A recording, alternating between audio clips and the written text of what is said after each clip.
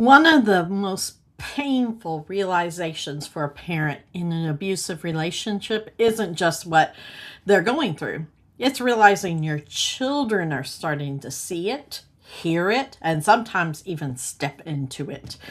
For many survivors, that moment changes everything. But it also brings overwhelming guilt and fear and confusion. In this Survivor to Survivor episode, a mother writes in about what it feels like when abuse doesn't stay between the adults anymore. This is Survivor to Survivor. Survivor to survivor, break the silence. In the depths of silence, a voice emerges. A voice that says, "You are not alone." Welcome to Survivor, where strength rises through shared stories, where pain transforms into resilience, where survivors connect and empower each other. Your story matters. Your voice matters. You matter. Join the movement. Subscribe now. Welcome to Survivor to Survivor.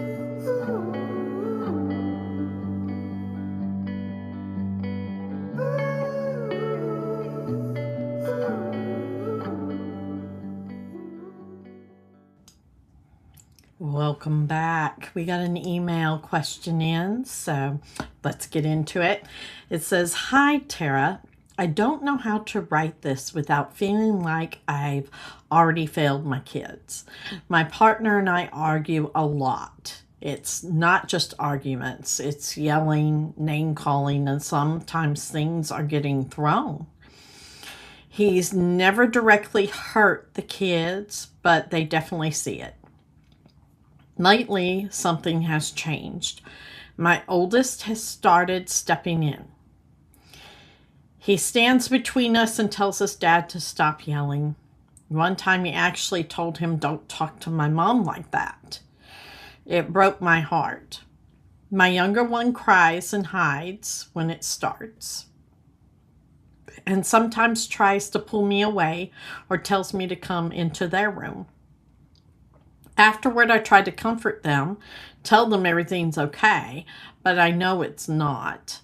I feel like I'm putting them in a position they should never be in, but I'm also scared to leave. I don't know what that would look like, and I'm afraid of making things worse. How do I protect my kids when I feel stuck?"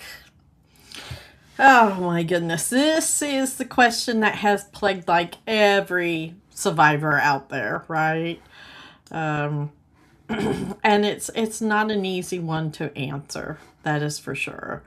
But the first thing I would want to say is the fact that you're asking this question tells me you have not failed your children. You are definitely aware and you're paying attention and you care very deeply about what they're experiencing.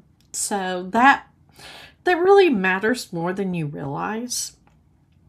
But we need to gently face something that's really important here. Children don't have to be directly harmed to be affected by the abuse. And when kids see the yelling and intimidation and the fear and the chaos, their bodies and brains are still experiencing that environment as of unsafe.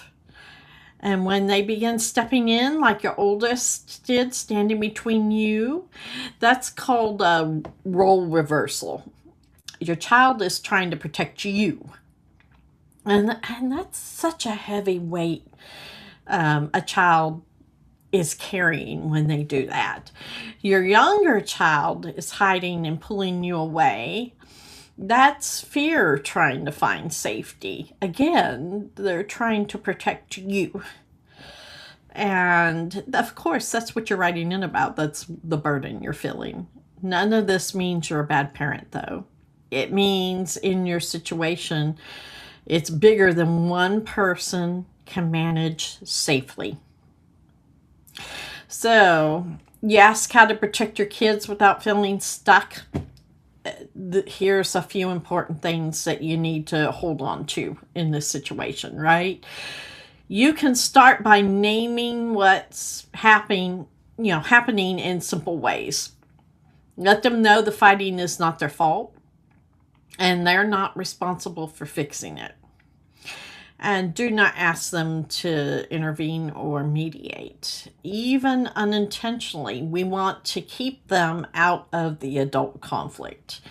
Look for small ways to create emotional safety. It could be quiet time, reassurance, the routines. All of these things matter.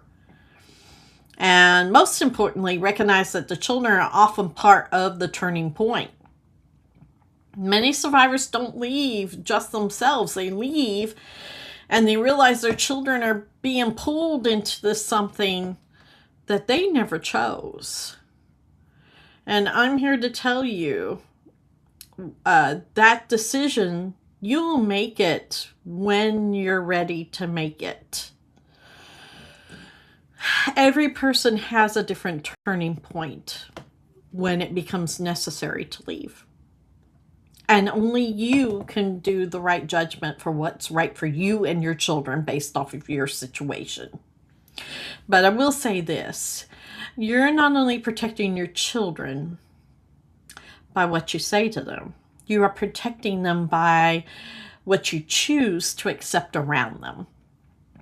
And whatever path you take, you don't have to have it all figured out at once, and you don't have to figure it out alone. So, there are support systems out there. Create a safety plan and contact them for sure.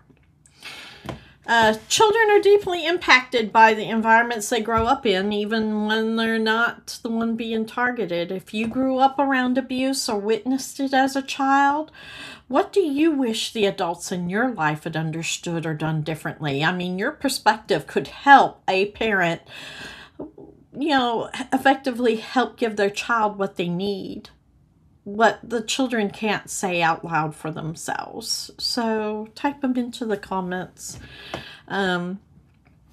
Survivor to Survivor exists because people are brave enough to ask those hard questions about safety and family and healing.